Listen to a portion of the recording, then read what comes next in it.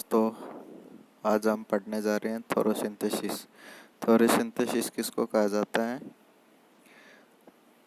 इसको हम दो भागों में डिवाइडेशन करते हैं। पहला है थोरेक्स, थोरेको, और उसके बाद में सिंथेसिस। थोरेको का मतलब होता है थोरेसिक कैविटी और सिंथेसिस का मतलब रिमूव डू। मतलब थोरेसिस कैविटी में जो फ्लूइड इकट्ठा हो जाता है उसको बाहर निकाला जाता है। अब उसके बाद में देखते हैं दोस्तों, प्लूरल इन्फेक्शन को बाहर निकालने के लिए थोरासिंथेसिस किया जाता है। अब प्लूरल कैविटी कहाँ पे होती है? प्लूरल कैविटी लंग्स में पाई जाती है। ये इसकी एग्जैक्ट लोकेशन होती है पैराइटल प्लूरा और विसरल प्लूरा के बीच में पैराइटल कैविटी पाई जाती है, जहाँ पर नॉर्मल फ्लूइड भरा होता है। अगर फ्लूइड की मात्रा ज़्यादा हो जाए तो उसको अपन प्लूरल इन्फ्यूजन कहते हैं, जो कि आगे चल के इन्फेक्शन या निमोनिया कर सकता है। इसके बाद में देखते हैं हम आगे, normal fluid in pleural cavity 5 से 15 ml और 15 से 30 ml average fluid pleural cavity में होता है। यह नॉर्मल कंडीशन है। अगर इससे ज़्यादा फ्लूइड अगर प्लूरल कैविटी में एक्युमुलेशन या इफ्यूजन होता है तो प्लूरल कैविटी में इससे ज़्यादा फ्लूइड कलेक्शन होता है तो उसके लिए हम थोरासिंथेसिस करते हैं। और इसी की वजह से ये ना, अगर फ्लूइड 15 से 30 ml से ज़्यादा हो जाता है तो वहाँ पे निमोनिया होने का चांस रहता है। इसके आगे हम देखते हैं दोस्तों पर्पज। थोरासिंथेसिस करने का पर्पज क्या होता है? Reduce lungs tissue pressure. अब लंग्स के अंदर जो प्रेशर प्रोड्यूस हो रहा है उसको कम करने के लिए, क्योंकि नॉर्मली देखा जाता है कि अगर लंग्स के अंदर प्रेशर ज़्यादा हो जाता है तो उसमें हमको सांस लेने में तकलीफ़ होती है और इससे हमें सांस लेने में लिए ज़्यादा एफर्ट लगाने की ज़रूरत पड़ती है। तो इसको कम करने के लिए थोरासिंथेसिस किया जाता है। उसके बाद में रिमूवल प्लूरल कैविटी फ्लूइड। अगर प्लूरल कैविटी में फ्लूइड ज़्यादा एक्युमुलेशन हो गया तो उसको बाहर निकालने के लिए भी थोरासिंथेसिस किया जाता है। उसके बाद में देखते हैं डायग्नोसिस पर्पज। डायग्नोसिस पर्पज, अगर प्लूरल कैविटी में फ्लूइड एक्युमुलेशन ज़्यादा हो गया है तो या फिर वहाँ पे कोई इन्फेक्शन हो गया है तो उसके सैंपल को लेकर उसका डायग्नोसिस पर्पज से भी हम थोरासिंथेसिस करवाते हैं। उसके बाद में देखते हैं इम्पेयर्ड ऑफ गैस रिलीव।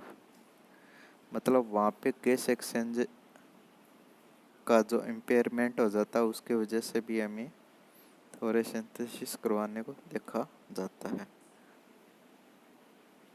उसके बाद में देखते हैं इसके इंडिकेशन, कौन कौन सी कंडीशन ऐसी है जिसमें थोरासिंथेसिस किया जाता है। इसमें पहला होता है निमोथोरेक्स। निमोथोरेक्स क्या होता है? Related to air. एयर से रिलेटेड होता है क्योंकि लंग्स के अंदर एबनॉर्मल तरीके से अगर एयर एक्युमुलेशन हो जाती है तो उसको निमोथोरेक्स बोलते हैं। इसको दूसरे नाम से भी जानते हैं,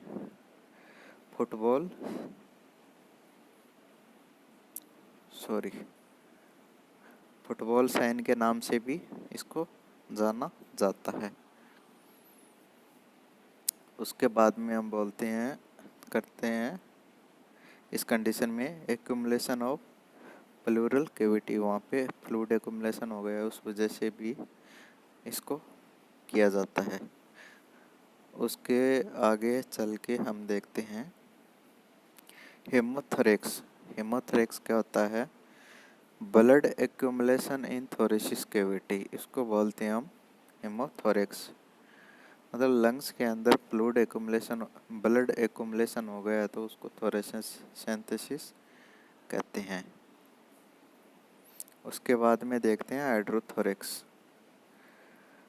प्लूरल कैविटी या थोरेसिस कैविटी में अगर अबनॉर्मल तरीके से वाटर कलेक्शन हो गया है तो उसको हाइड्रोथोरेक्स बोलते हैं। उसके बाद में देखते हैं इसकी प्रोसीजर को किस तरीके से किया जाता है। कंसेंट, सबसे पहले लेते हैं कंसेंट ली जाती है डॉक्टर और फिजिशियन के द्वारा, और इसमें जो सिग्नेचर का रोल होता है वो होता है नर्स का। ठीक है। उसके बाद में consent form is the doctor and patient. ये जो कंसेंट होता है वो डॉक्टर और पेशेंट के बीच में होता है।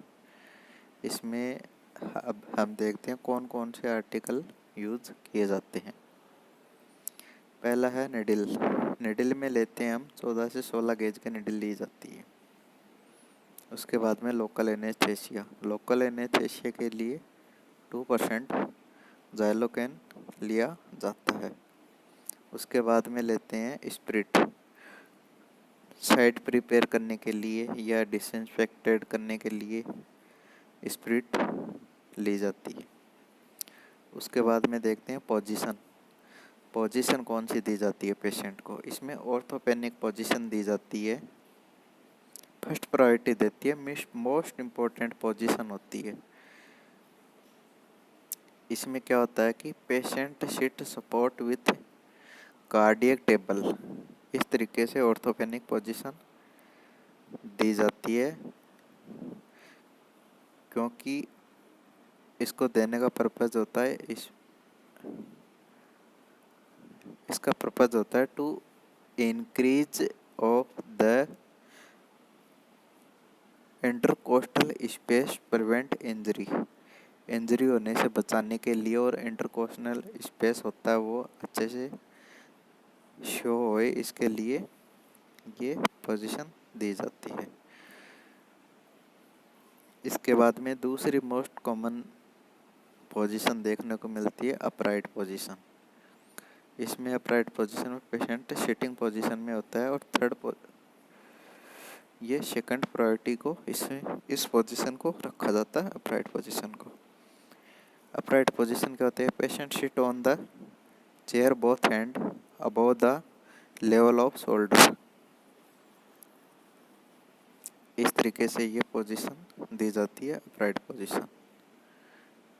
आगे देखते हैं हम व्हेन अनकॉन्शियस पेशेंट पोजीशन, इसमें दी जाती है Fowler position. Turn unaffected side and elevated head above the level off shoulder. मतलब अनअफेक्टेड, जो अफेक्टेड साइड नहीं होती है उसको एलिवेटेड ऑफ हेड, उस तरीके एलिवेटेड करते हैं हेड को above the level off shoulder से ऊपर पेशेंट के हेड को रखा जाता है। आगे देखते हैं हम सिलेक्शन साइट। थोरेसिंथेसिस करने के लिए साइट कैसे सिलेक्ट करते हैं। इसमें साइट सिलेक्शन के लिए पहले करते हैं पेशेंट को एक्सल्टेशन प्रोड्यूस साउंड, स्टेथोस्कोप के द्वारा साउंड को सुना जाता है। डिमिनिश साउंड और लो पिच साउंड सुन के इसकी साइट का डिसाइड किया जाता है। इसके बाद में हम करवाते हैं पेशेंट का एक्सरे। ठीक है। इसके बाद में एक टर्म आती है प्लूरेसी, उसको हम देखते हैं friction between lung pleural cavity membrane, severe colic pen. इसमें शार्प चाकू, जैसे चाकू से कोई काट रहा हो उस तरीके से शार्प पेन होता है, और ये friction of between two lungs के बीच में फ्रिक्शन, घर्षण की वजह से होता है। तो ये फ्लूइड हमें देखने को मिलती है। इसमें क्या पोजीशन देते हैं, give the affected side position cause low fluid.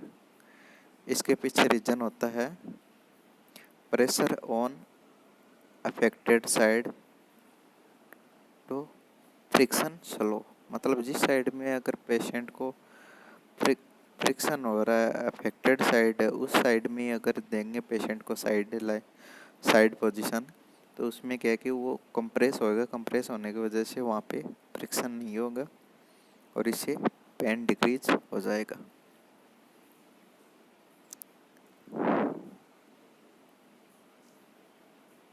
इसके बाद में आगे चलते हैं हम निमोथोरेक्स। मोस्ट कॉमन साइट होती है second and third intercostal site. जो अपना इंटरकोस्टल स्पेस होता है 2 और 3 वाला, वो साइट मोस्ट इम्पोर्टेंट साइट होती है, मोस्ट कॉमन साइट होती है निमोथोरेक्स करने के लिए। क्योंकि मोस्टली देखा जाता है कि अगर सेकंड और थर्ड इंटरकोस्टल स्पेस के बीच में अगर निडल डालते हैं तो वहाँ पे अगर निमोथोरेक्स होया, एयर एक्युमुलेशन हुई हुई, तो वहाँ से हम उसको बाहर निकाल सकते हैं। उसके बाद में देखते हैं इमोथोरेक्स। अगर प्लूरल कैविटी या लंग्स के अंदर ब्लड एक्युमुलेशन हो जाता है तो उसमें मोस्ट कॉमन साइट हम देखते हैं, फर्स्ट प्रायोरिटी पे रखते हैं 7 and 8 इंटरकोस्टल स्पेस, और सेकंड प्रायोरिटी देते हैं 8 and 9 इंटरकोस्टल स्पेस। इसके पीछे रीज़न क्या होता है कि मोनली जैसे फ्लूइड होता है, फ्लूइड ग्रेविटी के अनुसार चलता है। तो अगर लंग्स में ब्लड है तो ब्लड वो ऊपर तो आ नहीं सकता, वो तो अपनी एक साइड डिसाइड रखेगा। तो जो 7th और 8th इंटरकोस्टल स्पेस है, 8 या 9th है, वहाँ तक इसका लेवल सबसे बेस्ट होगा। तो वहाँ पे हम उस साइड को पंचर करके वहाँ से इसको हेमोथोरेक्स को, ब्लड एक्युमुलेशन को वहाँ से बाहर निकाल सकते हैं। उसके बाद में देखते हैं हाइड्रोथोरेक्स।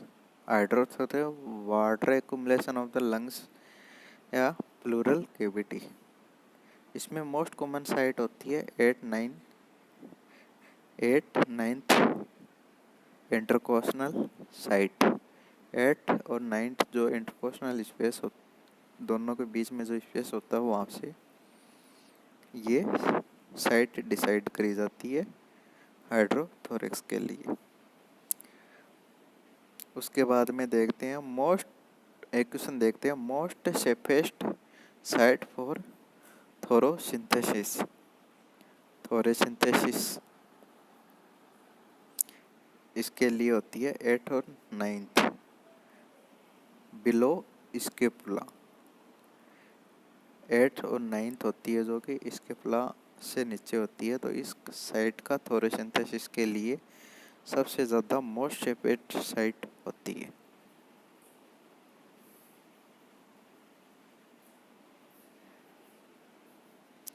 इसके बाद में एक क्वेश्चन और देखते हैं, क्रिप्टस साउंड क्या होती है, after and during procedure nursing priority. Crepitus sound जो निकलती है पेशेंट को आफ्टर एंड ड्यूरिंग प्रोसीजर, तो अपने नर्सिंग प्रायोरिटी या नर्सिंग रिस्पॉन्सिबिलिटी क्या होती है, इन्फॉर्म डॉक्टर और आर्टिफिशियल साउंड लीकेज के कारण ये साउंड हमें सुनाई देती है। आगे देखते हैं हम इसके प्रोसीजर को किस तरीके से किया जाता है। Relax the patient, quantity of sample, ये इसका सैंपल लिया जाता है डायग्नोसिस पर्पज़ के लिए। 20 से 30 ml सैंपल लिया जाता है। उसके आगे हम देखते हैं थेरेपेटिक पर्पज। थेरेपेटिक पर्पज के लिए इसको 1000 ml इसका सैंपल लिया जाता है। इसके बाद में मैक्सिमम वन टाइम में 1200 ml ओनली, मतलब थोरेसिंथेसिस में एक टाइम के अंदर 1200 ml से ज़्यादा फ्लूइड को बाहर नहीं निकाला जाता और यह प्रोसीजर रिपीट करी जाती है every 8 our.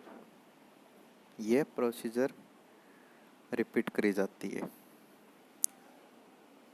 Pleural cavity fluid store preservation, इसके लिए हम सोडियम सिट्रेट का यूज करते हैं। मतलब प्लूरल कैविटी के फ्लूइड अगर वो खराब नहीं हुई तो इसको खराब होने से बचाने के लिए हम इसका प्रिजर्वेशन काम में लेते हैं, जो कि सोडियम सिट्रेट होता है। उसके बाद में हम देखते हैं डाइट मॉडिफिकेशन। इसमें हम देते हैं डिक्रीज सोडियम डाइट। इसमें मोस्टली देखा जाता है अगर पेशेंट को हम हाई सोडियम डाइट देते हैं तो वहाँ पे फ्लूइड एक्युमुलेशन ज़्यादा होगा, तो इसको कंट्रोल करने के लिए हमें पेशेंट को डिक्रीज सोडियम डाइट देते। अब आगे हम देखेंगे इसके कॉम्प्लिकेशन। थोरेसिंथेसिस के क्या क्या कॉम्प्लिकेशन हो सकते हैं। पहला है निमोथोरेक्स, दूसरा हीमोथोरेक्स। आफ्टर प्रोसीजर यदि ट्रेकिकार्डिया होता है तो inform the doctor. Thank you दोस्तों, आज के लिए इतना ही है। आज का हमारा वीडियो आपको कैसा लगा, तो हमारे साथ यूँ ही जुड़े रहने के लिए हमारे चैनल को सब्सक्राइब कीजिए और लाइक कीजिए और शेयर कीजिए। धन्यवाद।